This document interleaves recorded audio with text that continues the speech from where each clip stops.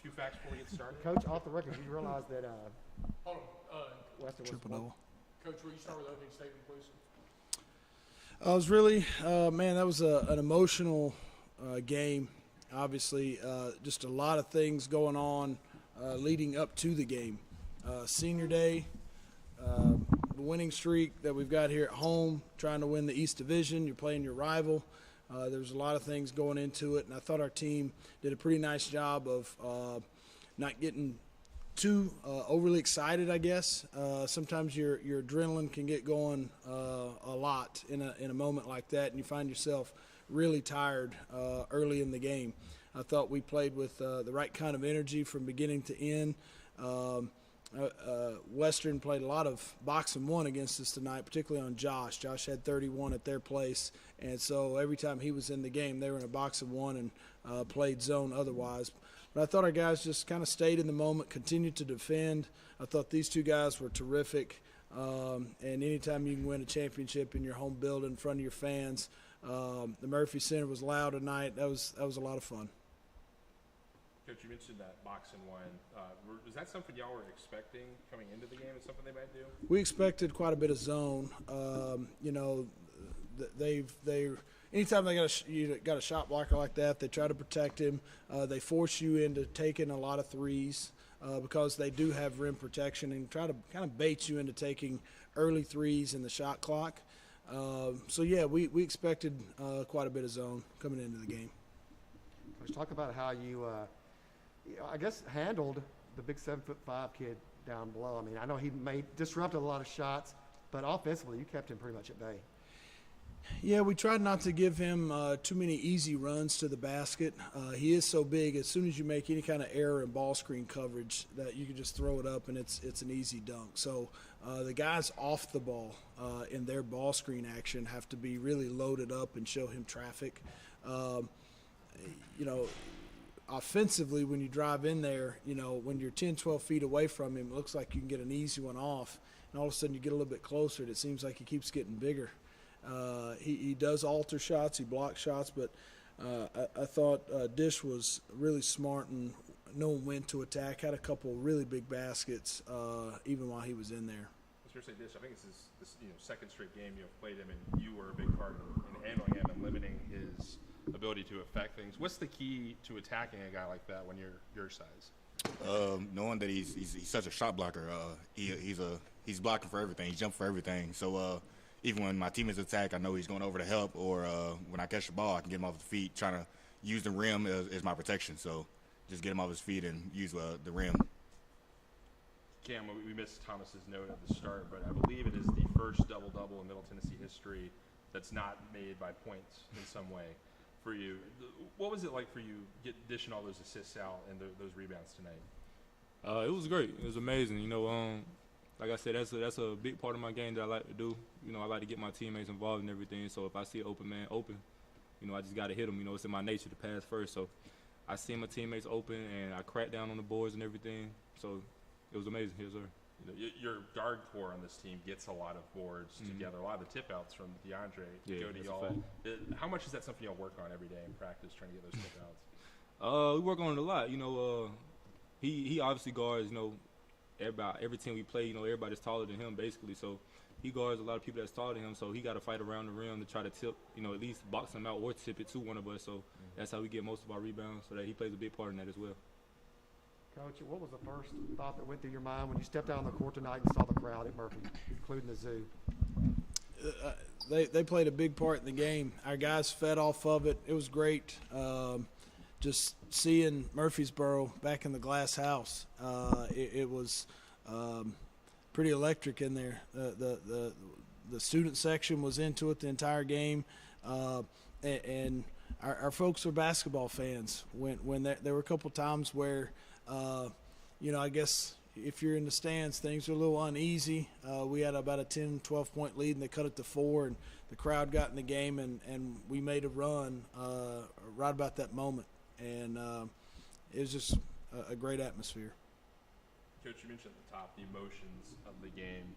It seemed like to me, from my seat, you were getting emotional at the end of the game when everyone was on the court and there was sort of that big sort of community celebration of what this team's accomplished. What did it mean to you to see everyone come together in that moment? I was just really happy for our players, you know, to be able to step back and watch the excitement that our players had, but they were out there with their fellow classmates. The Blue Zoo got down on the court. There were folks from the community that were out there with us that have always been behind us, and just wanted to take a step back and kind of soak that in, because it takes a lot of hard work by a lot of people, not just the players and the managers and the GAs, the coaches, the trainers, but people that work in this building and on this campus every day, the people in the community that support our program, you know, and to be able to really just share that moment and hoist a trophy in your own building those are special moments. Coach, obviously, you're breathing and living, so you've been on the internet. You've the last 3 years, I know you've heard the jeers from people, you know, after 8 wins, 5 wins. How satisfying and how emotional is this, clinching an East Division 22nd win of the season, after a lot of people were really on you? You know, we got a lot of folks around here that really support this basketball team and this program and our athletic department, and you know, it's good to have people that care so much about what you're doing. You know, we've talked in the past couple of years about being able to win games and what it took to win this particular game or that particular game. But we really, going all the way back to the summer, and these guys can tell you, this year we started talking about winning a championship, not just being able to win games, but being able to win enough games to win the league. Even when people picked us to finish last. You know, I've been fortunate enough to be around championship level programs in the past, and I knew, and so did my assistant coaches, we knew what we saw, we knew what we were hearing, the way they were carrying themselves. We could see the talent that we had, and we started talking then, not just about, you know, having a winning record or improving, but that we could win a championship. Did you feel like some of considering the roster disadvantages you had, especially early on when you took over, did you feel like some of the criticism was unfair, or were you just trying to block it out and not worry about it? Not worry about it. You know, we tell these guys to just control what you can control. And there's some things that are completely out of your control, and so you have to take your own medicine. You know, control what you control. Our first year we had 8 scholarship players, and 4 of them were true freshmen. The next year we were dressing at the beginning of the season 9 scholarship players. And the experience that was on the floor was minimal. That going into that second year, Reggie Scurry didn't get his waiver to play games at the beginning of the season, and Dish suffered a terrible knee injury. And all of a sudden, what you thought could have been then takes a U-turn, takes a different direction in a hurry. And you know, you can't get really mad at guys when you ask them to do something and they can't do it, and you know that they're not capable, and then get mad at them for not being able to do it. So it's certainly satisfying. I know it has to be for guys like Dish, Tyler, Eli, Fuss, Don, guys that have been here when it was hard. You know, I've said this before, winning is hard, so is losing. Dish, the same question basically.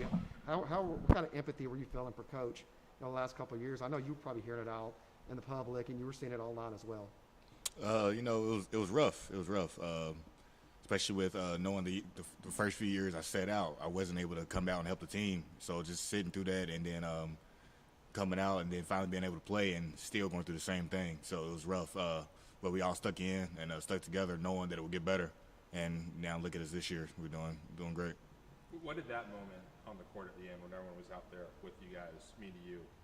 Oh, it was a tremendous feeling, a big accomplishment for me, my teammates, and my coaches. Just knowing that we were capable in the summer. You know, the past few years, it was like we're going to win the game.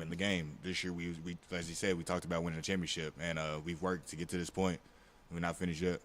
And Cam, for you, it's a little different because you potentially got several more years here, along with a lot of other guys on the roster, particularly in that bench group that's been so effective when y'all come into the game. What did it mean for you to see that sort of excitement built back up by the community for something to build on in the future? Yeah, like this said, it was tremendous. You know, like I said, fans play a major part, you know, in this basketball. So it's like when they do show emotion like that, you know, they stick beside us the whole way through. It's amazing, you know. It's no better feeling.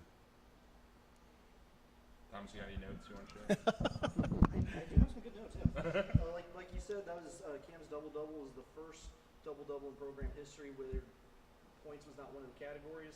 He's the third player in the country this season with 10 rebounds, 10 assists, and no turnovers. That's This is the impressive.